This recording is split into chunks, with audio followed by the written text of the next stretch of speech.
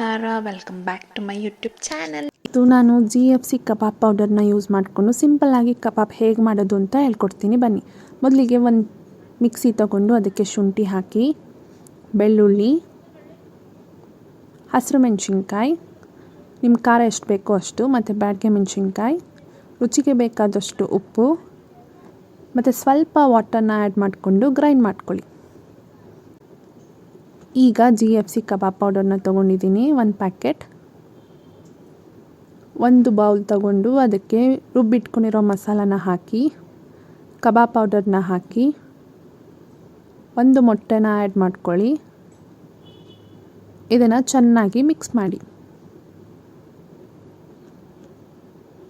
ಈ ಥರ ಮಿಕ್ಸ್ ಆದಮೇಲೆ ಇದಕ್ಕೆ 1 ಟೇಬಲ್ ಸ್ಪೂನ್ ಚಿಲ್ಲಿ ಪೌಡರ್, ರುಚಿಗೆ ಬೇಕಾದಷ್ಟು ಉಪ್ಪು ಮತ್ತು ಚಿಕನ್ನ ಆ್ಯಡ್ ಮಾಡಿಕೊಂಡು ಚೆನ್ನಾಗಿ ಮಿಕ್ಸ್ ಮಾಡ್ಕೊಳ್ಳಿ. ಇದನ್ನು ಒಂದು 2 ಅವರ್ಸ್ ಮ್ಯಾರಿನೇಟ್ ಮಾಡಿ ಫ್ರಿಜ್ಜಲ್ಲಿ.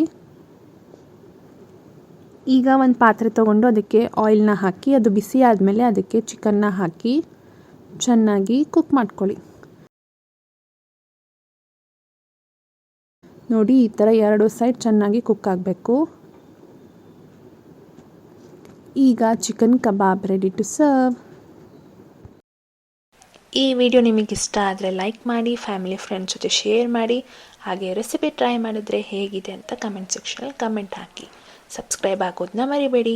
Thank you for watching.